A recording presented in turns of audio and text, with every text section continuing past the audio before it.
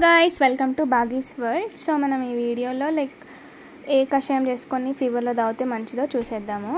So మనం ఏంటంటే papaya leaf తీసుకోండి. పపాయ లీఫ్ని బాగా వాష్ చేసి తీసుకోండి. లేత ఉంటే ఇంకా మంచిది. సో పపాయ లీఫ్ తీసుకొని వాష్ చేసేసుకొని అవి చిన్న పీసెస్లా కట్ చేసేసుకొని ఒక 2 glasses ఆఫ్ వాటర్ వేసుకోండి. అందులోకి ఇప్పుడు ఈ పపాయ లీవ్స్ యాడ్ చేయండి. పపాయ లీవ్స్ ఇంకా 2-3 లవంగాలు అండ్ కొన్ని మిరియాలు అండ్ పసుపు, సాల్ట్ ఇవన్నీ యాడ్ చేసి 2 glasses ఆఫ్ వాటర్ 1 గ్లాస్ అయ్యేదాకా బాయిల్ చేసుకోండి.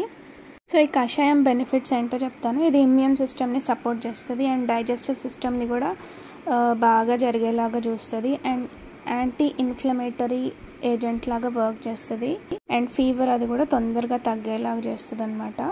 అండ్ ప్లేట్లెట్ లెవెల్స్ని కూడా మనకి సపోర్ట్ చేస్తుంది అనమాట. ఒకవేళ తగ్గితే అది కూడా ఇంక్రీజ్ చేస్తుంది. సో ఇది చాలా బెస్ట్ రెమెడీ అనమాట ఫీవర్లో ఉన్నప్పుడు.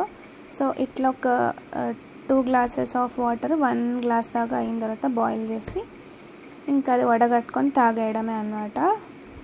సో అవి కషాయం ఈజ్ రెడీ అనమాట. అండ్ నేను మెయిన్ వీడియోలో అసలు ఫీవర్ ఎందుకు వస్తుంది అండ్ ఫీవర్లో ఉన్నప్పుడు ఎలాంటి ఫుడ్ తీసుకోవాలి, ఎట్లాంటి ఫుడ్స్ తీసుకోకూడదు అండ్ ప్రికాషన్స్ ఏమేమి తీసుకోవాలి ఇట్లా చాలా details చెప్పానమాట.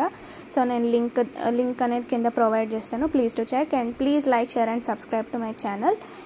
Love you guys, bye guys. ఇంకా మీకు కూడా ఏమైనా టిప్స్ తెలిస్తే నాకు కామెంట్లో చెప్పండి. So I'm waiting for your comments. Bye all.